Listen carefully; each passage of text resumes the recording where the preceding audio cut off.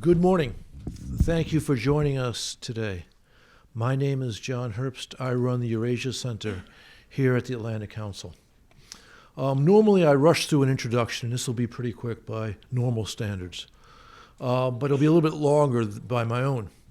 We're doing an event, of course, on what's happening in Xinjiang, in the Uyghur region of China.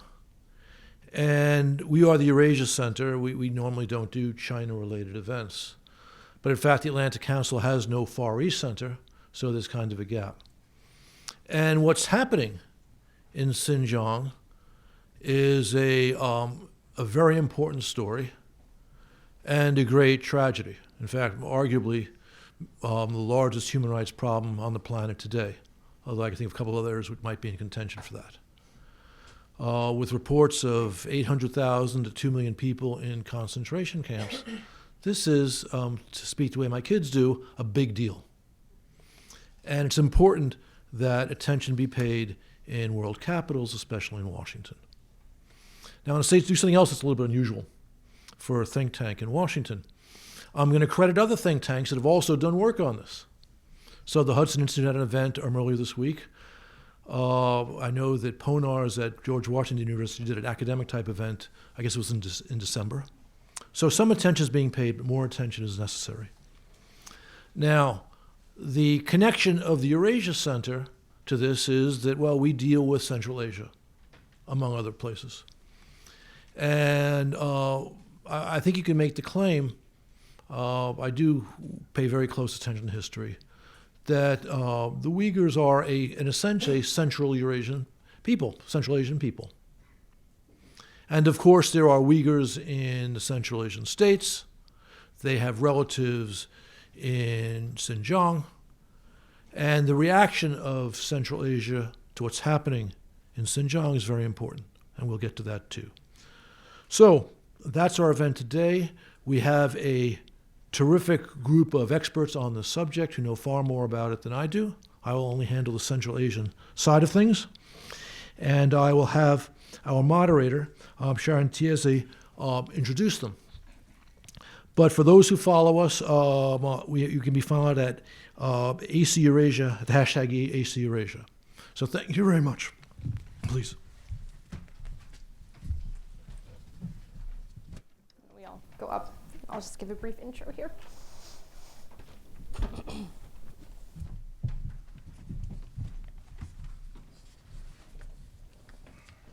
I'd like to echo John and welcome all of you for joining us for this event. This is, as he said, a big deal, a very important topic, and as much attention as it's been getting, more is always welcome. So I'll just start by welcoming our panelists here today. Directly to my left, we have Mr. Nuri Turkel, who is an attorney here in Washington, D.C., but more important for today's event, he is the chair of the board at the Uyghur Human Rights Project.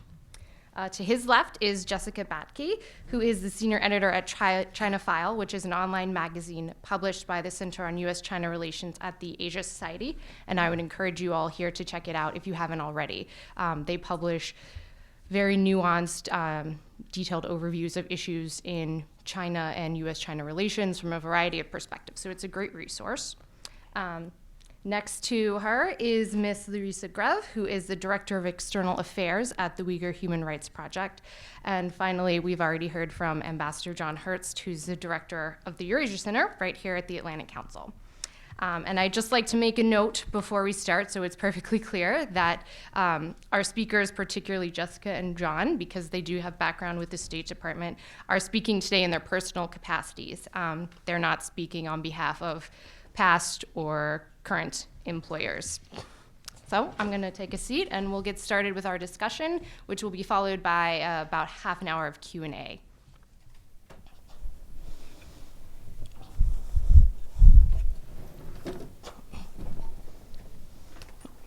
So I wanted to start, Nuri, with just asking you if this is a very Herculean task, but can you give us a brief overview of what this situation actually is in what China calls the Xinjiang Uyghur Autonomous Region?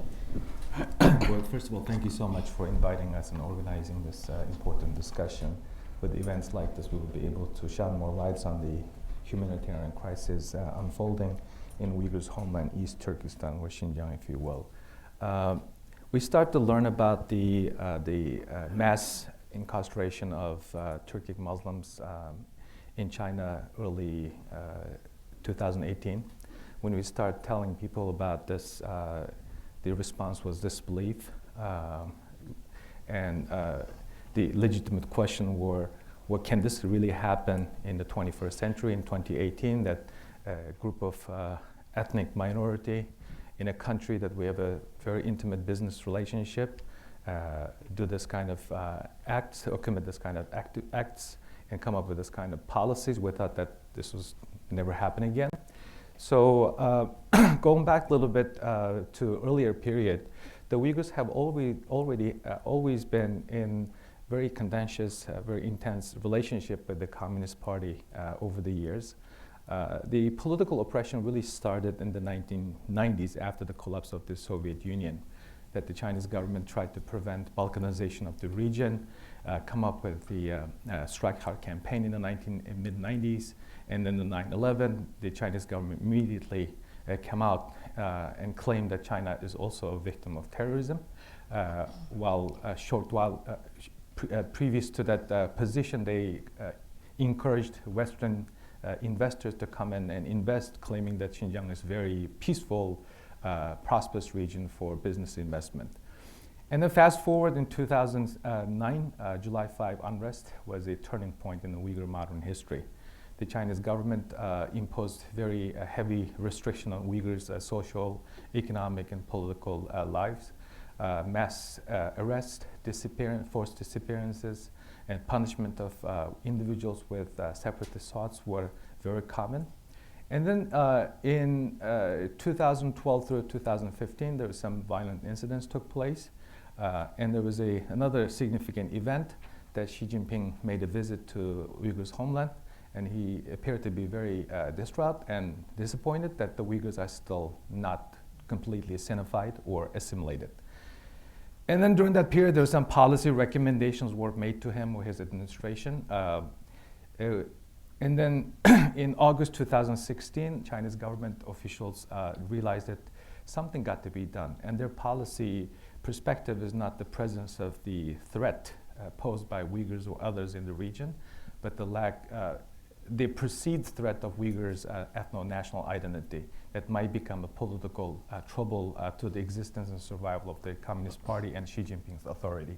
So they appointed this new party secretary, Chen Zhenguo, in August 2016, in a way that he got promoted because he did a fabulous job for the Chinese government in Tibet. And then in 2017, in April, the Chinese local government in Urumqi come up with what's called de-extremification measure, sanctioning some of the most common social behaviors such as growing beard, wearing a headscarf, adhering to Islamic diet, encouraging children to marry Uyghurs. So that kind of behaviors were sanctioned. And then this brought us to the current tragic situation for the Uyghurs. As the State Department reported in December, anywhere between 800,000 to 2 million people have been detained in today's concentration camps. The Chinese government made a calculus, cost-benefit analysis, in the belief that they can get away with this. So they still expanding the camps. Since last August, through the Committee on the Elimination of Racial Discrimination panel at the UN, the Chinese government have been put on notice. So there have been a lot of reports been done. Some governments in a very moderate, showed a very moderate response, but the camps are still expanding. I will end with this statistics that gives us some concern. Based on the Australian think tank that was able to identify 28 camps through satellite imagery, the expansion rate between, in a short period of time, with 18 to 20 months, was 465%. And also the Reuters did a similar reporting, after identifying over 80 camps, of those 80 camps, they surveyed about 30-some, and the expansion rate, the area is equivalent of 140 soccer fields. And also BBC reported late last year that the Chinese government is expanding and building the largest prison camp just outside of Urumqi. So in conclusion, there's no end in sight. There's no international condemnation. One can reasonably expect that any government or the international outcry will be shown if any government other than China locks up a large chunk of its minority population. Thank you, Nuri. Yes, that's in a nutshell is why we are all here today, to discuss the situation, what is being done, what can be done about it. But first, I want to turn to Jessica. As Nuri outlined, this is something that has ramped up quite significantly over the past year and change and is still continuing. And although there's a long history of China adopting oppressive behaviors toward the Uyghur population, this is new. What is driving this shift in the Chinese Communist Party's approach toward the Uyghur homeland? Yeah, thanks again for having me here. I would say it is a little bit hard to look at just what's happening in the last year without a little bit of context. So I'm not trying to avoid the question, but I'm going to give a little bit more context. And I think fundamentally, the motivation here is to define what is acceptable in terms of what the state deems possible to be a Uyghur identity, right? The state wants to define what it means to be Uyghur. They want to set that from the top down. A really good phrase that the scholar Jim Millward uses is top-down centralized pluralism, and that means the Communist Party gets to define what it means to be an ethnic minority, in this case, Uyghur. So that's kind of been the case for a while, but as Nuri was saying, in 2013, 2014, 2015, there was a series of things that kind of really accelerated a shift in policies, right? So at the end of 2013, there was an attack in Tiananmen Square in Beijing. In early 2014, there was an attack in Kunming railway station, which is in Yunnan province. Both of these were outside the Uyghur region. This was very, very alarming to the leadership.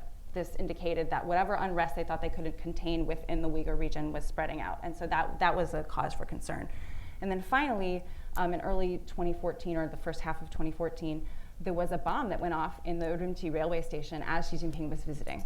So this was interpreted as a very direct threat to the top leadership. And what you saw right after that was a convening of the leading small group on Xinjiang. And I won't bore everybody with what a leading small group is, but suffice it to say that it indicates really high-level policy interest at the very top levels of the Chinese Communist Party. And the readout from that made really clear that they were shifting from an economic forward policy, we are going to change your hearts and minds by developing and making you richer, to a much heavier security forward policy, which is, of course, we're still going to try to make you richer, but in the meantime, while we're buying your heart and mind, we're going to ensure that your body cannot act against us. And so that, I think, is that was kind of you can see the policy shift happen there. And some of these camps were in existence before 2016 when Chen Chuanguo moved from Tibet to the Uyghur region. But they weren't quite they weren't being used to the same extent they are now, right? They seemed to be more like day lessons where you would go and be de-extremified, which is not to say they were great, but it doesn't seem like they were being used to the same extent.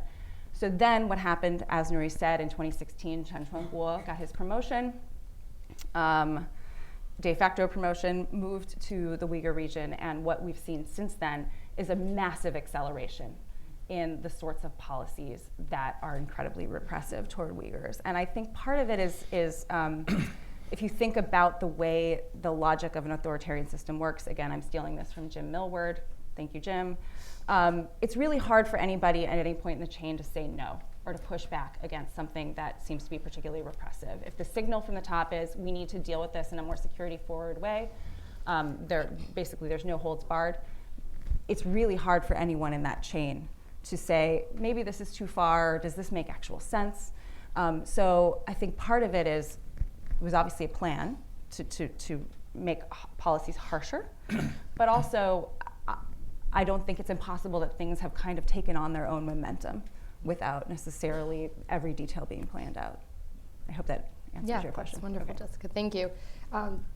So it's obvious that though we've just really started hearing about this in the past year, maybe 2 years, this has been a work in progress since especially 2014.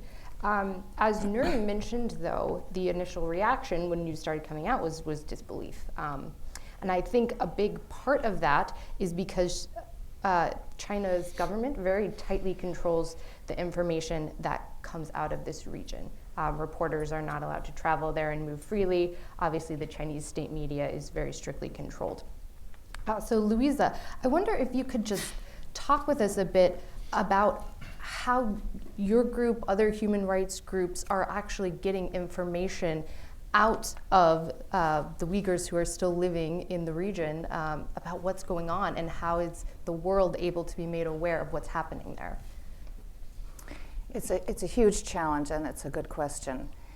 First, we do need to pay tribute to reporters from independent media around the world who, at great personal risk, have traveled in the region, reporting constant surveillance, being stopped, forced to delete photographs, questioned, threatened with arrest themselves, and in some cases having reporters' visas revoked, and they're continuing to go.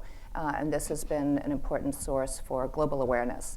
For the Uyghur Human Rights Project, which is a research-based organization, we talk to relatives who are cut off, starting in 2017 and then through 2018, more and more Uyghurs who live abroad in the diaspora suddenly were told by the relatives, don't call again. And what was happening was they were being told, contact with foreigners, your own travel in the past for business or study abroad is a sign of extremism and could be cause for punishment, going to these short-term education programs earlier on, and then later on it became that sometimes people were taken away and they didn't come back 2 weeks or 4 weeks later, as they might have done in 2014 and 2015 when short-term education programs were being set up. So it came, in a sense, very slowly to the realization of Uyghurs living in the Uyghur region and their relatives and friends abroad. Yet some people have managed to leave, and out of that very small number, some of them are too afraid to speak for fear that it will further endanger their relatives. And a very small handful have been willing to speak to reporters and to Human Rights Watch, Amnesty, and the Uyghur Human Rights Project. And we've quoted a number of them in our recent reports, which you can find on our website. And then they do pay the price. Numerous examples of individuals who made up their mind, if I speak, will it endanger my relatives? Maybe they'll be endangered, they'll be taken away or treated just as badly in these camps, whether I speak or not, so I'll speak. And one family in Virginia said, we don't know what will happen if we speak, and we have to put the fate of our relatives in the hands of God, because we want to reveal the truth. And then we know several cases of people, once their testimony was published, then they heard indirectly, then their relatives were taken away. So it's a very effective, all-encompassing, total control method of punishing those who speak. And I'll just mention one other thing, which is that people who have lived abroad for 10, 15 years, came to the US or Europe for study or business and ended up immigrating or seeking asylum, some of them get weekly phone calls from the police in their hometowns telling them, watch what you say or your family may suffer. Thank you, Louisa. So we have been talking about this so far. We've been talking about the Uyghurs specifically. And in general, that tends to be what people think of, which is understandable because this is the Uyghur homeland we're talking about. And the Chinese Communist Party's ethnic policies are going to mainly be felt by the Uyghurs. But there are other ethnic groups who are also feeling the impact of these policies, other Muslim minority groups. And that includes groups like ethnic Kazakhs and ethnic Kyrgyz who are living in China but have connections to family, relatives in Central Asian states, Kazakhstan, Kyrgyzstan, Uzbekistan, Tajikistan, Turkmenistan. And nationalism and protectiveness towards their own ethnic groups runs very high in these Central Asian states, just as it does in China for the Han Chinese. So to bring this back to the Eurasia aspect, John, can you just talk to us a little bit about how this is the impact of these policies actually being felt across the border in Central Asian countries? This is a very interesting subject. As you know, with the partial exception of Kyrgyzstan, the 5 Central Asian states are authoritarian, highly authoritarian. And they're societies which by themselves don't brook opposition easily. And certainly Kazakhstan, actually all the states of Central Asia, all the 5 states, have important economic and in some cases security relations with China. So the combination of those security and economic interest and domestic preferences initially led to a situation where the governments in Central Asia did not want to see, hear, or do anything about what was happening in Xinjiang, even though some of their citizens, in fact, were caught up in it, and more of their citizens had relatives who were subject to this repression. But the thing about even authoritarian regimes, they don't have complete control over their citizens.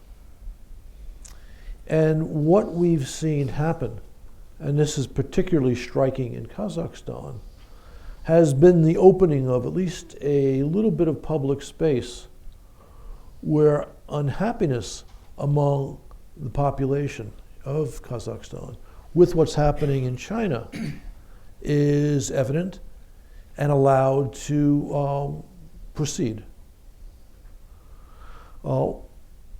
There have been a few demonstrations in Kazakhstan, more in Kyrgyzstan, because Kyrgyzstan, it does have a quasi, at least, democratic political system. But in Kazakhstan, you had this extraordinary case last summer.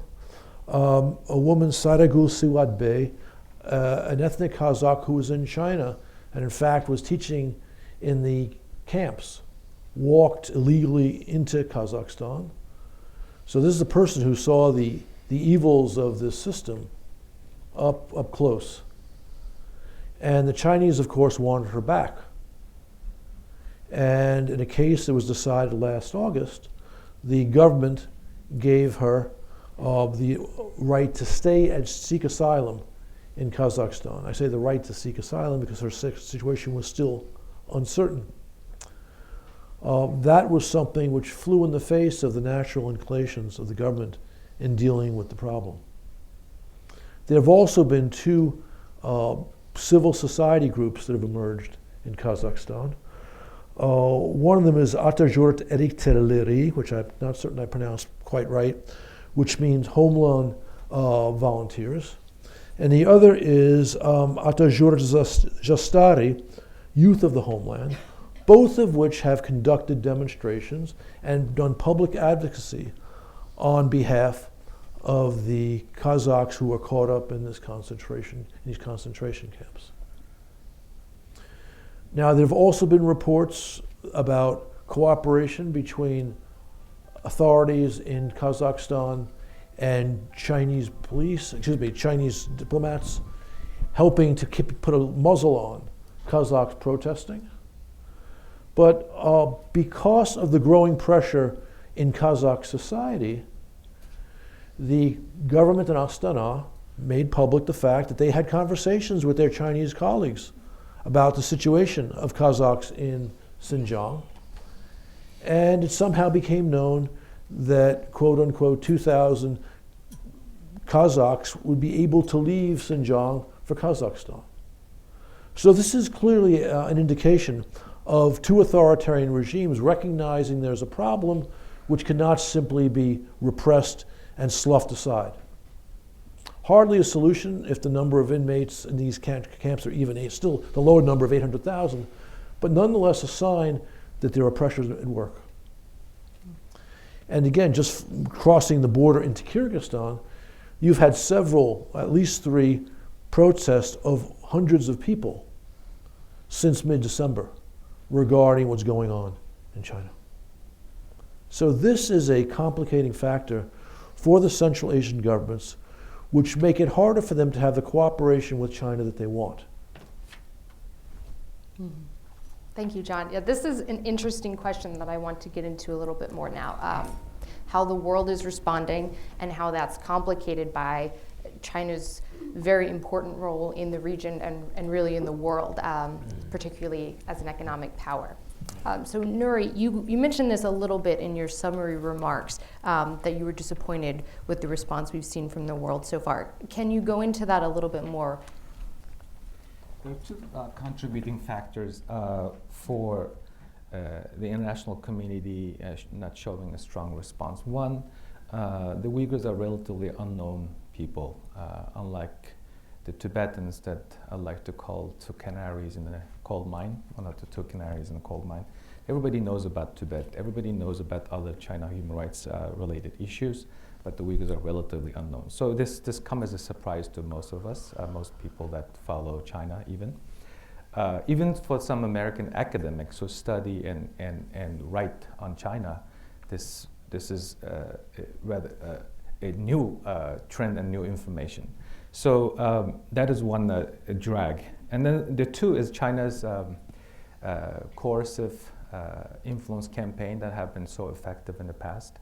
It's not only coercive, but it's corrosive and corrupt. They have been able to buy out the silence from its allies or even some Western business partners. So but it's changing. It's changing. There have been policy discussions in various Western capitals. Just recently, United States Congress introduced a Uyghur Policy Act that would address partly this concentration camp issues. Australian Parliament introduced Australian Global Magnitsky Act, and the EU is in a discussion to introduce EU version of the Global Magnitsky Act that will sanction human rights abuses around the world. So there's some positive development, but it's too slow. And also one thing that needs to be emphasized, this shouldn't be just one or two countries' business to deal with. It has to be a multilateral approach to minimize the pressure on the Chinese, or to maximize the pressure on the Chinese and minimize the retaliation by the Chinese against a certain country. This has to be international collaborated effect. So the Uyghurs need a bigger boat to avoid shark attack. Thank you. It was very interesting, as you mentioned, everyone knows Tibet. Tibet has, particularly Hollywood celebrities, will go and talk about Tibetan rights. And the Uyghurs don't really have that. There's not as much awareness. And Louisa, since you specialize in external relations for Uyghur Rights Group, can you explain why that is? Why the Uyghurs have not had the same amount of global attention? I'm wondering about that. I will say that the effort is there. For 20 years, the Radio Free Asia has had a Uyghur service, so pay tribute to the foresight of our congressional initiative to have a broadcasting service based in a free country, to have free reporting on in 8 languages in Asia where there is no free press. And I must say our Radio Free Asia journalists have been coping with this crisis with a very small staff and personal pressure. They themselves, among them, more than 30 of their family members have been known to be taken away in the last 2 years.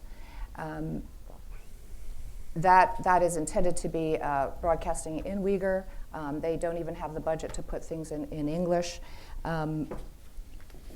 The reporting from my organization, the Uyghur Human Rights Project, 48 reports in 14 years, 300 statements and press releases are there for the research, and we invite everyone to bring them out and recirculate and understand how far back the warning signs of a growing repression and a decision that a real solution to the issue of independent ethno-national identity It's clearly seen as a problem by Chinese authorities. But also Chinese propaganda. I just have to say, the invocation of the specter of terrorism and splitism has conditioned a lot of people outside China to think, oh, wow, that's a terrible thing. But I'll ask everyone, what is the track record of Chinese media in accurately reporting cases of dissent or dissatisfaction on the part of people in China? And secondly, the use of coercive tactics outside China to silence people who might like to speak at that by threatening, making all business operations in many governments fear if they criticize China, it'll hurt the feelings of the Chinese people, jeopardize cooperation and profits, and therefore people just simply self-censor, and that has got to come to an end, and it is coming to an end now. Thank you, Louisa. Okay, I'm going to bring us back now to a more government-to-government approach. Jessica, as we know, there are a lot of issues in the U.S.-China relationship. There's these trade talks that are ongoing, the South China Sea. There's Taiwan. There's cyber theft. There's a laundry list of different areas of the relationship where there are tensions. Where does this fit in? How much of a priority is the Uyghur issue for the U.S. government? And what does that mean for the government response? Yeah, that's a really good question. We've certainly seen, it's hard to say, we've seen more sort of forceful movement on this on the part of the U.S. government in the last year or two than we'd seen previously. It's really hard to say whether that's due to a change in administration or to what's going on in China. I would guess it's a bit of both, actually. We've seen, how does it fit into the priority list? I frankly can't begin to understand exactly how the priority list is formulated right now, but I think we can look at what the U.S. government has done, right? So there's been a couple statements from the State Department. There's been a statement from Vice President Pence, which certainly indicates high-level knowledge and awareness of this issue. But there's also been some missed opportunities. There was a letter at the end of last year that I believe was led by Canada that 11 countries signed on to, voicing opposition to these camps, and the U.S. didn't sign on to that, which frankly baffles me, because that's an opportunity, as Nori was saying, to join together and show a unified opposition. On the congressional side, there's been a lot of movement, as Nori said, that they've introduced legislation that would do a bunch of things, that would mandate an annual report on the situation, that would set up a special coordinator's office at state, similar to what they have on Tibet. It would mandate the investigation of intimidation of exiled Uyghurs living here. This is what Louisa was just talking about. It would mandate looking into global Magnitsky sanctions. It would fight disinformation. So there's clearly efforts on the part of the government here to take action on this, and they've definitely been ramping up, I think, fairly since this reporting has become more public. Mm-hmm. And we heard a little bit, John, from you earlier about the response from Central Asia. But there again, the governments have a lot of concerns in their relationship with China. They want to continue the flow of investment, and they have security partnerships with China and relationships they don't want to jeopardize. At the same time, you have a little bit of domestic pressure coming up from groups within these countries. How far do you think Central Asian governments will be willing to take this in actually pushing back against some of China's ethnic policies? I would, again, put Kyrgyzstan in one category, because since the government does not have the type of control that its autocratic neighbors do, they will have to be more responsive to the views of their citizens. But that responsiveness will largely appear in the forms of them permitting there to be protests and for making protests themselves to the Chinese. But of course, in the relationship between Bishkek and Beijing, virtually all the cards rest with Beijing. So I don't think you'll see effective pressure coming from Kyrgyzstan, or for that matter, any of the Central Asian countries in dealing with this issue. But because even in authoritarian regimes, domestic politics take place, the governments have already demonstrated, again, we've seen this in Kazakhstan, that they're not going to simply ignore or whitewash what's happening across the border. So they permit some public space for opposition activities, and they feel obliged to raise this with China. But again, effective pressure on Beijing to halt these practices is not going to come from Central Asia. That's going to have to come from leadership in the West. Mm-hmm. Thank you. So against all of this backdrop, maybe slowly, but there is some more of a response from governments. We have seen China also change its response. As Nuri mentioned, this came up at a UN meeting, the third committee meeting last year. And since then, China has shifted. Originally, their response was, these camps don't exist. This is not a problem. This is not happening. And now we're seeing a totally different approach, which is to say, oh yes, we have vocational training centers. That's what these are. People are coming here, they're learning skills, we're getting them jobs. This is totally benign. And that is the new narrative that we are seeing out of Beijing. So Jessica, can you unpack that for us? Why this sudden about face? What changed in Beijing? Honestly, I think that this is a clear sign that international pressure can have an effect, right? So it is not the desired effect in that these camps are being shut down, but it is a really clear signal that international pressure is effective if it's forceful, if it's consistent, if it's based on reason and clear evidence. I think this exact shift from denial to, okay, we do have them, but we have to now scramble for a way to explain them in an internationally palatable way is really powerful. And as John was saying earlier, there's 2,000 Kazakhs that are going to be released to Kazakhstan. That's a really important tacit admission that these people and a foreign government think something is going wrong. So I would just say, again, it doesn't make anything immediately better, but I would encourage people to take it as a sign that international pressure does have an effect and should be consistently and forcefully applied. Mm-hmm. As part of this, China has actually invited reporters, particularly from countries seen as a little bit friendlier to China, to go on very strictly controlled tours of some of these centers. And John, that has included some Central Asian reporters. So how do you think this new explanation is being received by Central Asian people? Are they believing it or are they not? I don't rule out the possibility that this is having a negative impact on this issue, meaning that this is pacifying at least some in Central Asia.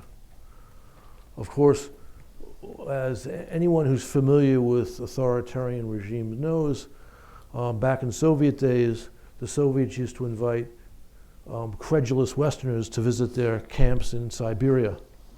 And some of them, very prominent people like then Vice President, or then future Vice President Henry Wallace, bought this nonsense. The Russians perfected the whole concept of a Potemkin village.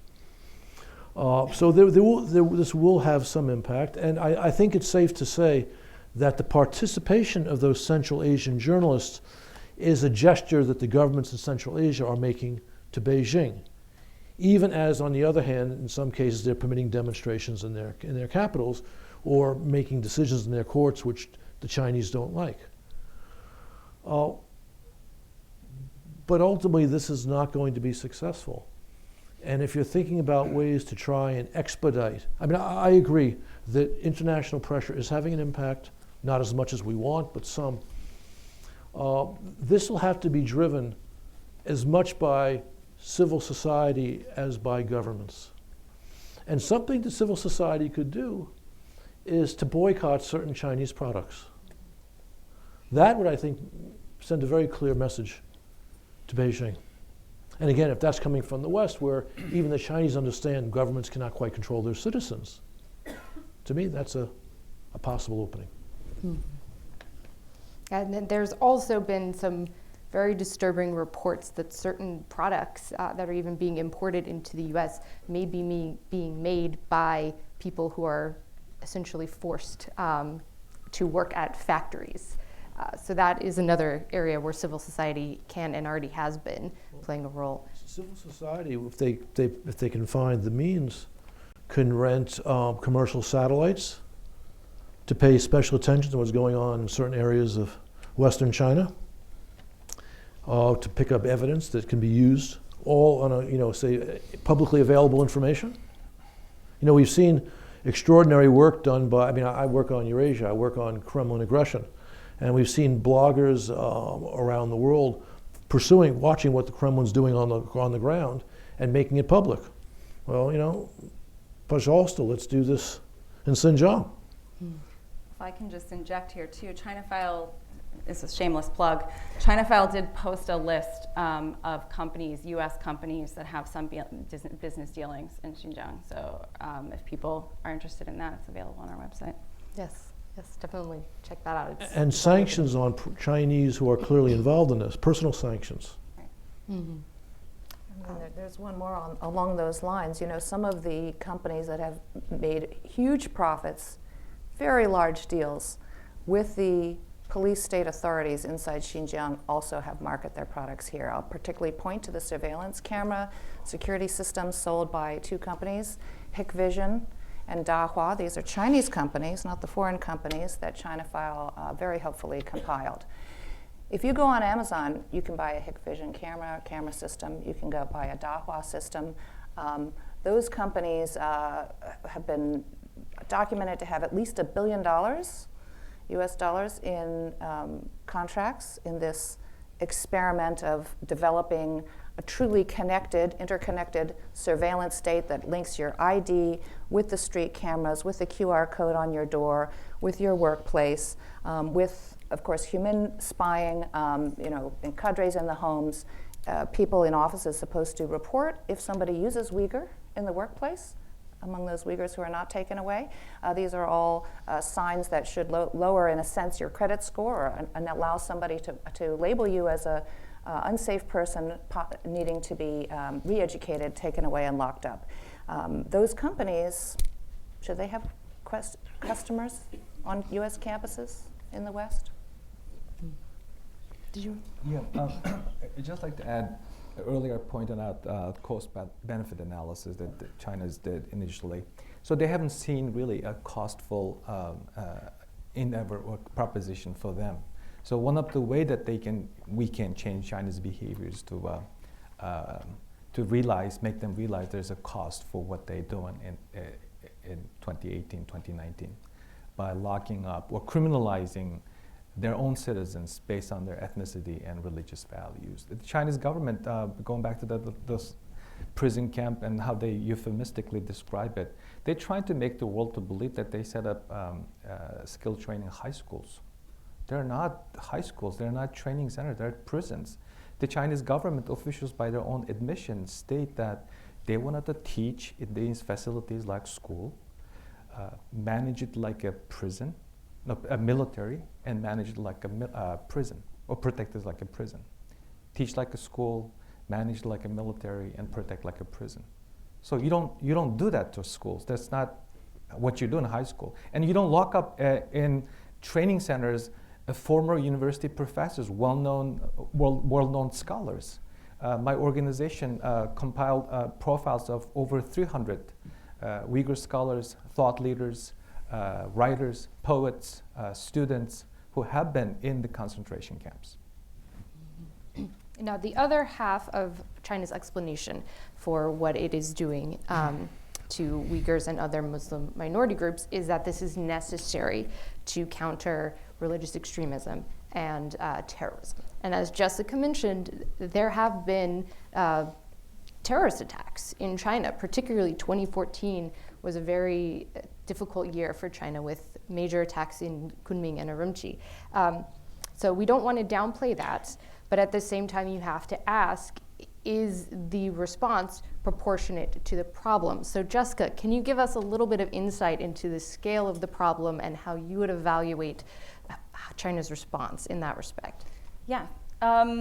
I think fundamentally you've really described the problem, or at least you're hinted at the problem well. I think the diagnosis, the Chinese government diagnosis of the problem doesn't actually fit reality. right? And so again, not downplaying or saying that attacks haven't occurred, but I think the vast majority of the discontent that you're seeing in the Uyghur region is not terrorism. It's simply people wanting to express their religious values and their cultural identity, mostly in a peaceful way. Sometimes that leads to unplanned unrest. I think it's very hard to say that the Urumqi riots were planned. They, for all the world, look like unplanned spasm of unrest. And I think in other cases, we just don't have a lot of information, but it looks like, people are responding to violence perpetrated against them by the Chinese state. So it's a very complicated picture, but fundamentally diagnosing all of this as terrorism imported from the outside is not going to allow anyone to get to the root of the problem. And the root of the problem is, again, the suppression of Uyghur cultural identity and the attempt to try to define what it can look like, what it consists of, and force people to fit themselves inside this box. Mm-hmm. And a side effect of this entangling is that the Chinese government tends to dismiss any attempt to advocate for Uyghur rights or for the Uyghur culture as either terrorism or separatism, which would mean that people are advocating for independence. East Turkestan is, any mention of that is often taken as an indication that you're advocating for a separate Uyghur state. So Louisa, I wonder if you could get into a little bit for us. Is there a line between advocating for Uyghur rights and advocating for an independent, separate Uyghur homeland? First of all, I would actually say this question of separatism, which has a very specific definition in Chinese propaganda, actually it's a red herring in today's crisis. Nobody should allow stream of Chinese media outlets and diplomats throwing around terms, terrorism, we have a terrorism problem too, or we had a separatism problem, to distract people from the knowledge that there's an industrial scale crackdown that sweeps up 10% or more of a population in secret, indefinite detention, taken away, no explanation, no ability to get out, deaths in custody, indiscriminate, whether it's an intellectual or a peasant. This has nothing, that kind of policy, a kind of a permanent decision to institute, in a sense, a reign of terror. If you're not in a camp, you're at fear at every moment that you will be. Wrong step, by accident. So what your views are, or what some other voices, a poet who sings a song about yearning for freedom or loving the history of one's region, wishing that more Uyghur works of literature and religious scholarship and cultural inheritance from past times, wishing that were more prominent, separatist, because it's not adhering to the Chinese Communist Party curriculum. I mean, this is the overbroad, not only overbroad use of this label, but actually one's assumption should be, when you hear these two terms, it should not be assumption of saying, well, maybe there's something to it. What about those attacks that we seem to have happened? Although there is no independent reporting allowed. It's the only version we have about these few violent attacks comes from Chinese, very controlled Chinese media. Those should not distract us from the fundamental question, is this industrial scale torture or not? Mm-hmm. So beyond these camps, these vocational training centers, these re-education centers, whatever you want to call them, there's a deeper sense that what China is actually trying to do is decimate the Uyghur culture, to put it very bluntly. That the use of the Uyghur language, religious practices, literature, music, anything that doesn't fit into the neat box of Chinese nationalism as defined by the CCP needs to go. So Nuri, I'm going to ask you a very difficult question. Do you think China can succeed in this effort? It depends how fast and how strongly the international community will respond. This is not the first time that the Chinese authorities tried to forcibly assimilate the Uyghurs or tried to dilute their centuries-old ethno-national identity. But this one is very serious. Just recently, Chinese ambassador to the United States, Cite, publicly stated that they're trying to create normal human beings in the Uyghurs. What does that mean? Are they trying to forcibly make every Uyghur speak, talk, believe in the way that the Chinese do? And what makes you to believe that your culture, your way of life, your preference is something others must accept? So that in of itself shows a lot of racist character in Chinese government's mindset and approach and construction of these camps. And the rhetoric is very, very chilling. They use public statements like the Uyghur separatist ideology must be weeded out with chemical. Uyghur Islam is mental illness. We need to break the roots, connections, family, when they take away parents while they're locking up children in a state-run orphanage. So, even though that the Uyghurs have experienced something similar over the years, in the last several decades, but this is very serious. In the previous attempt, they tried to engage in social engineering, but this one can be perceived as human engineering. So I like to believe that the Uyghur culture will survive, but the trajectory, the mindset of the Chinese officials formulating these policy gives me a pause with that hopeful thinking. And on that somber note, we will turn it over to you for your questions. I think we have microphones back there, so we'll start over here. And please do try and keep your questions brief so we can get to as many as possible. Ken Dillon, Ciencia Press. I wonder what the Muslim world outside of Central Asia is doing in response to this, and why the entire problem is not viewed more as an affront to Islam. Great question. Yeah, John, let's start with you. I wouldn't say the entire Islamic world has been silent. That's not true. Turkey has actually taken up the cause of the Uyghurs. There are some reports that Indonesia too is bringing this up. But it is true that the core of the Islamic world, the Arab Middle East, the Islamic Conference, has not exactly distinguished itself by speaking up for fellow Muslims.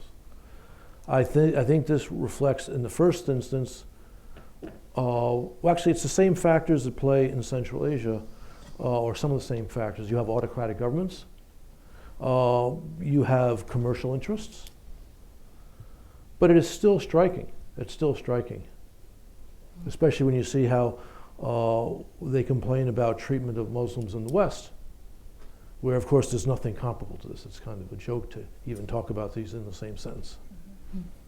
Louisa?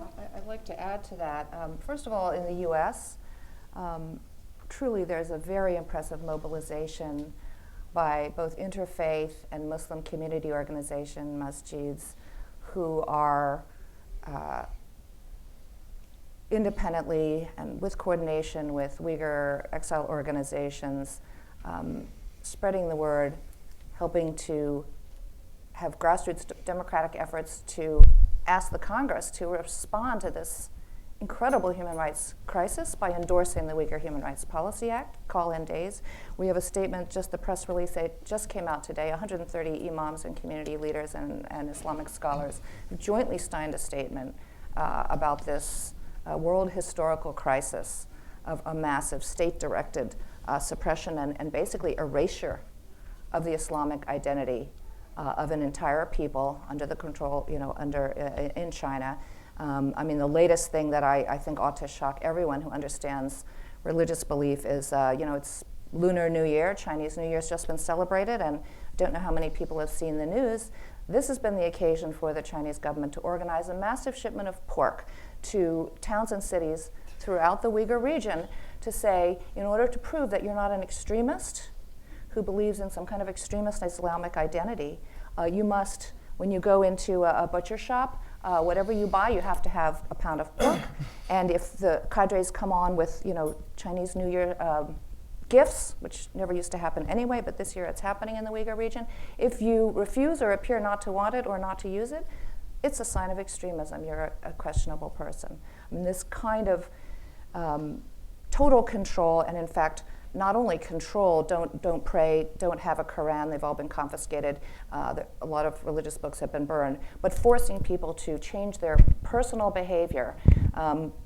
It's a sign that, when that news comes out to people who understand the importance of personal religious practice, it really does arouse the conscience of many people in Muslim communities and around the world. And then I'll just mention Malaysia and Indonesia as really being actually distinct in some ways from Central Asia. We had just had a delegation in middle of last month in Malaysia and Indonesia, met party leaders in both opposition and ruling parties in both Malaysia and Indonesia, and found sympathy that hasn't been quite publicly expressed, but it's building. Why? Partly because of pressure from below. The societies, despite the fact that there isn't as much in the media there as there is here, are mobilizing. And they would like, the goal of some of them is to actually have the Organization of Islamic Cooperation itself take a strong policy stance at the UN in bilateral relations and as an organization. And I just would like to say one handicap that we have as Uyghur, speaking with a Uyghur voice, like my organization, is we don't have the funds to translate things into local languages, so we would just love to have help doing that. Yeah, and just to add on a little bit to Louise's point, it's important to note that Malaysia and Indonesia are democracies, Muslim majority democracies. So as John mentioned, that's an important factor in shaping responses. If the public is going to be able to hold the government accountable, you're more likely to see a response. Okay, go with the lady right there. Maybe as a follow-up to the previous question, Begum Damas from Voice of America Turkish Service. Speaking of Turkey, I remember that 3 or 4 years ago, Turkey angered China by expressing concern about the restrictions on the worshipping and fasting during Ramadan of the Uyghur population. But in 2017, I remember the joint press conference by the Turkish foreign minister and his Chinese counterpart. Turkish foreign minister said Turkey will make an effort to eliminate the anti-China press coverage in the Turkish media. So, and lately we're not hearing much, from the Turkish government on the plight of the Uyghur Turks in East Turkestan. So, definitely money and investment relations goes into that. But so I'm wondering, what is this, change of strong stance? What is the reason for this? Turkey's position, because we used to hear stronger words from the Turkish government regarding that. So thank you. Nuri, That's a great question. Erdogan, being a leader in a country that the word genocide is a very sensitive word, used that particular term to describe what is happening in the Uyghurs' homeland in 2009, but that was 10 years ago. Even today, the Erdogan administration, the top politicians, always mention the Uyghurs in passing. They don't even properly make a reference the Uyghurs. They sometimes call it Urumqi, sometimes call it Turkestan, but it begs the question, who are you talking about? So not only the Çavuşoğlu's statement of pledge to the Chinese that has shown an effect, especially in 2018, the Turkish law enforcement is also in an active engagement.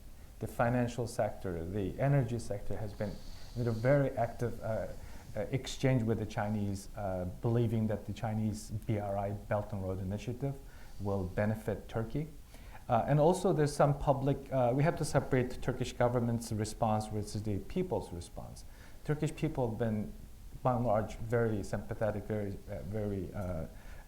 strong in its criticism against the Chinese government. But because the media is now controlled by the government or heavily influenced by the government, there has not been a really positive coverage of the Uyghurs. But we've been also hearing this conspiracy theory that the United States is, in order to hamper China's rise, they stop the progress in the BRI, using Uyghurs to wage this publicity campaign. So that brings us to the point why the Muslim countries not being very responsive.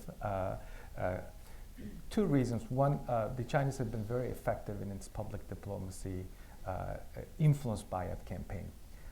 Recently, a Pakistani prime minister visited Turkey and was asked if he has anything to say about the Uyghur tragedies. He said he does not know much about it. And then shortly after he made that statement, we read the news that the Chinese offered 2 billion aid to the Pakistani government.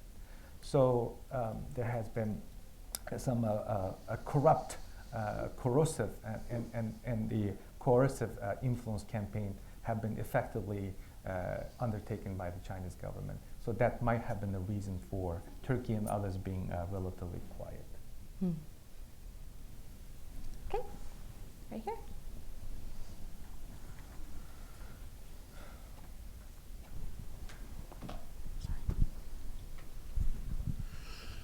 If there's one country in the world that should be concerned about this, it's Israel. Has there been any reaction from the Israeli government? Anyone? I can't think of anything. No, yeah.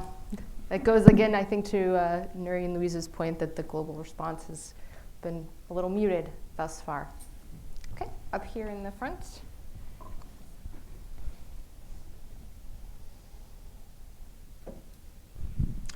Hi, Alad Vaida from the Victims of Communism Memorial Foundation. So, assuming that the international community does everything you said, sanctions, call attention to this, what do you think is a realistic best case scenario for the Uyghurs? Thank you.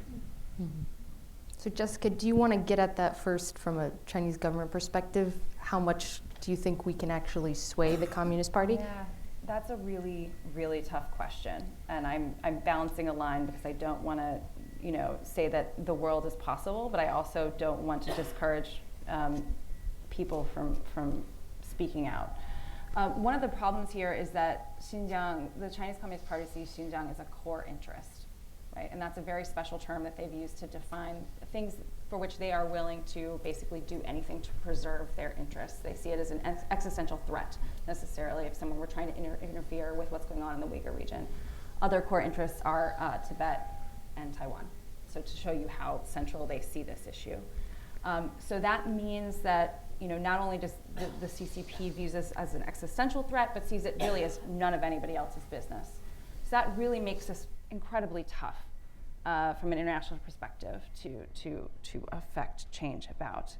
And I think so far we've seen the responses.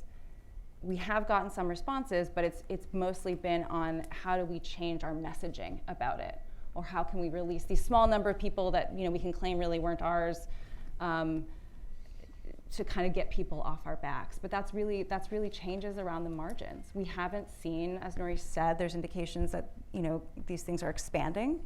Yeah. There's indications, as Shannon mentioned, that people are being forced into forced labor. So it's hard to see how, from the CCP's perspective, once you've begun this project of fundamentally transforming a set of humans, which is the goal, how you stop that. And if the end goal is to forcibly stop the transmission of Uyghur culture from one generation to the next, which I think is the ultimate goal, it is, again, it's just really hard to see how you stop that. I don't know. Yeah. Louisa. So the pessimistic view is Uyghurs having to learn from other genocide survivors, peoples who have been subject to genocide, right? Destruction of the people and their culture, their language and their religion in whole or in part. How do you become a nation that can carry on in diaspora over centuries? We do have inspiring examples of people who have overcome, not just centuries, but actually thousands of years of severe being unwelcome anywhere and massive industrial scale suppression of the people and their learning, and yet it means that the loss of a homeland, but it doesn't mean the loss of an identity, and it doesn't mean the loss of that learning and what it has to offer to the society. So in a sense, that's a very pessimistic view, to become a people only in diaspora. It may be a realistic view, but it's also something that should also be done. And again, the Uyghurs are looking for encouragement and help and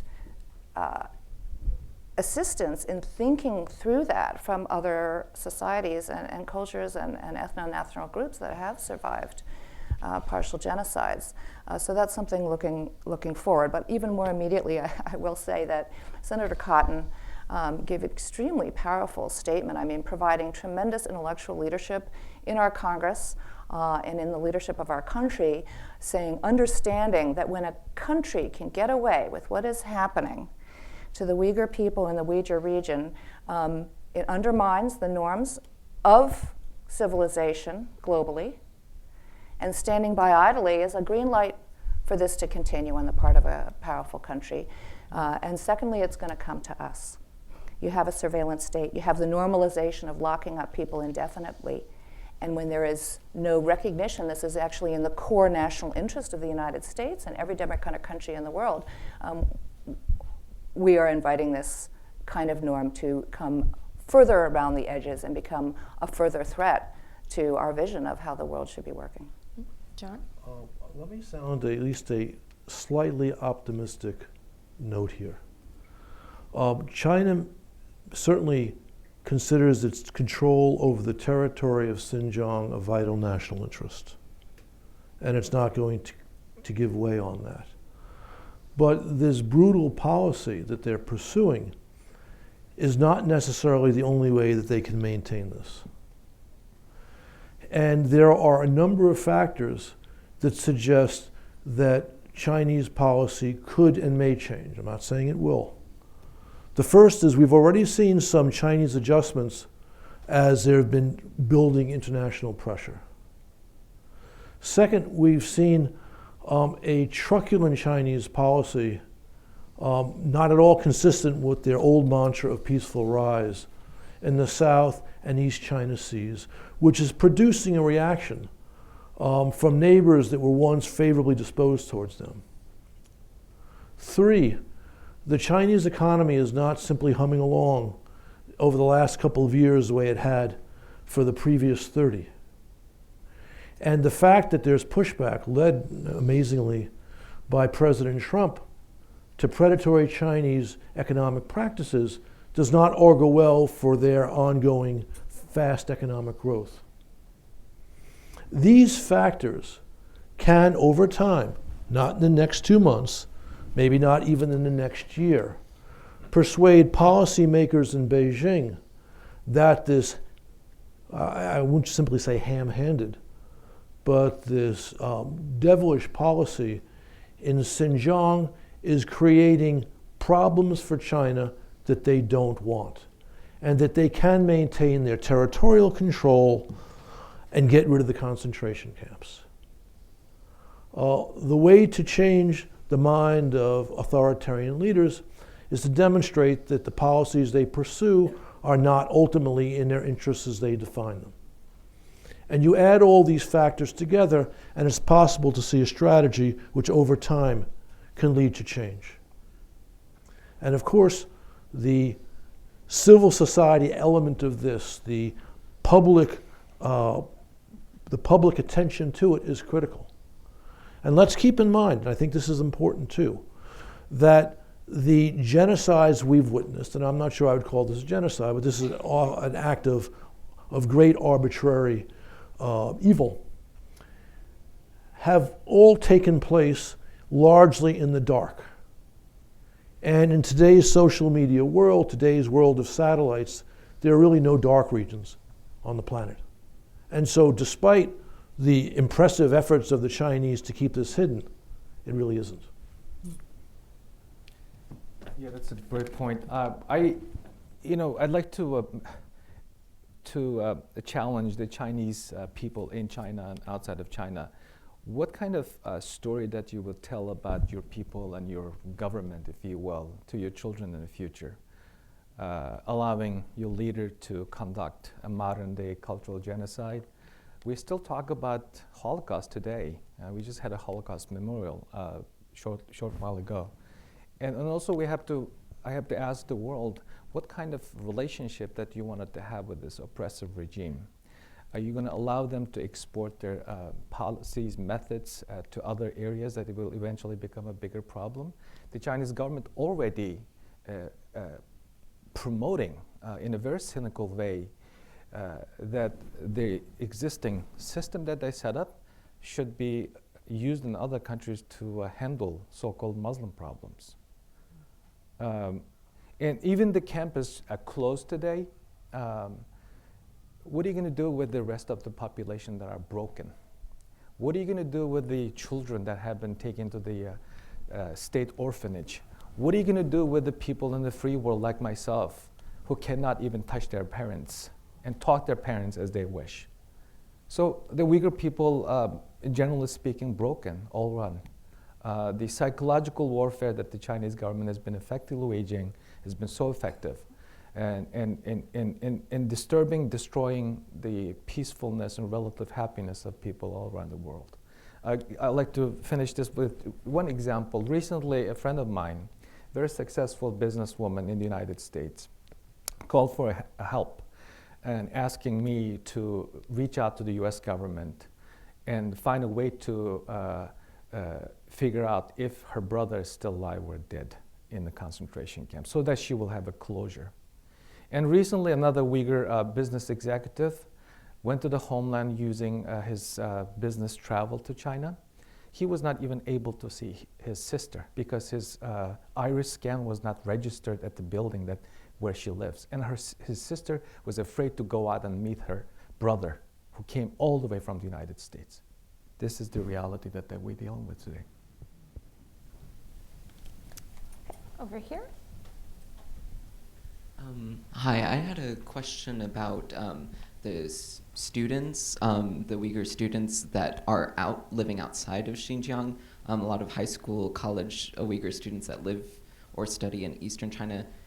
In conjunction with this ratcheting up of securitization with the concentration camps in Xinjiang, have we seen a policy shift by the Eastern Chinese governments towards these students, especially since a lot of these students are the only contacts that Han Chinese students have with Uyghur people, and sort of, has there been a crackdown, or have we seen a rising up of securitization of these students that are outside of Xinjiang but still living in China? Thank you. Jessica, do you want to tackle that? I don't know that I have a great answer to that. I do recall seeing in the course of research last year a number of what appeared to be university policy documents talking about the need to make sure that their Uyghur students were either going back home during the summer or getting some sort of education as to what, in the vein of this, not necessarily being sent to camps, but just like being checked on.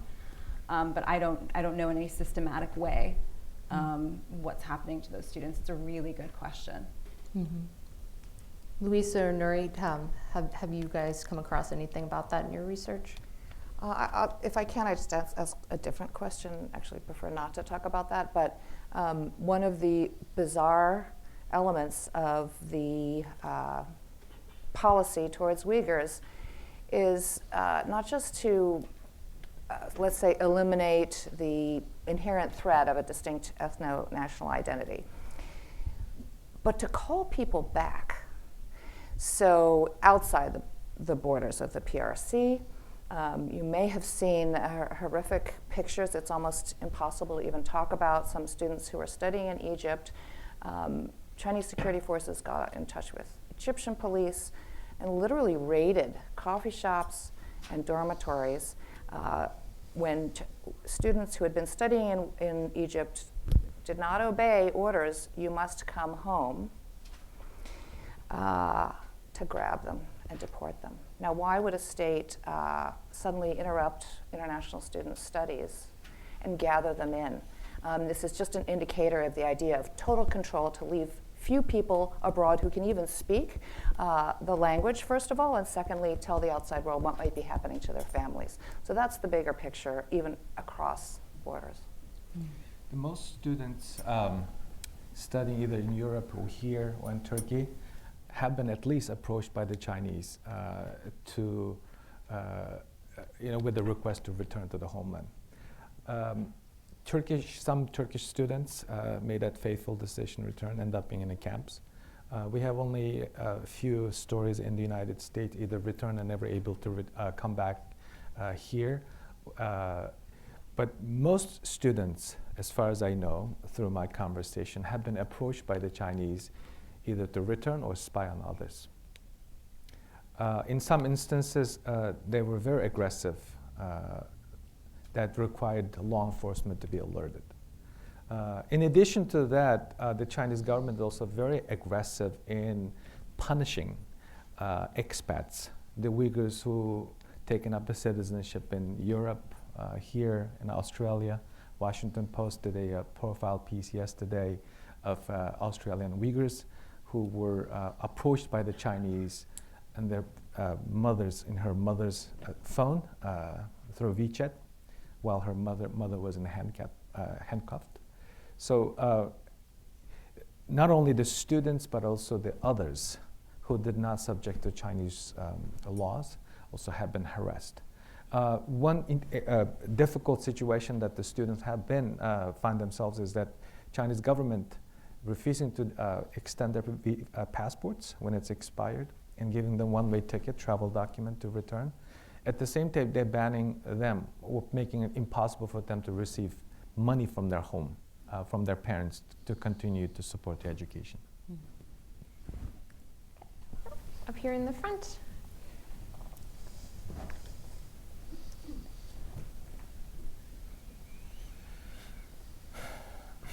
Knowing all that you just explained, there is any kind of organization? Are the Uyghurs, for example, here in U.S. organized? I'm pretty sure all your information comes from them, but there is any kind of organization, like formal organization? And could you clarify, are you asking about how Uyghurs are organizing their own voice, or are you asking about whether others can join with Uyghurs in solidarity? No, their own. Yeah, there are several known, credible Uyghur organizations around the world. There are three have been mentioned mostly in the media. One is World Uyghur Congress, headquartered in Munich, established in 2004, receives funding from the National Endowment for Democracy. And also there are two organizations in the United States. One, the Uyghur American Association, founded by Uyghur intellectuals in 1998, has been a very active community organization. And then the UHRP, Uyghur Human Rights Project, which is a research arm of the Uyghur movement, I would say, specialized in research and documentation. Also, UHRP is also a grantee of the National Endowment for Democracy. Okay, and we had one more question there in the very back, and this, I think, will probably do it for us. Mahmoud Gatzaher with Central Asia Caucasus Institute. My question is about how deep is the integration of Uyghurs in Central Chinese institutions? Are there any Uyghurs there at all? And particularly in military, are there any Uyghurs in Chinese military at all? And how they are treated in this recent developments in circumstances? Thank you. Okay. Jessica? I don't have a good answer for percentages in the military, but throughout the leadership structure in China, it's very clear that there are not very many people at the highest levels of government. A recent example, which was the former governor of the Uyghur region, was recently taken down for corruption. He had been moved up to the central government. He was taken down for essentially anti-corruption reasons.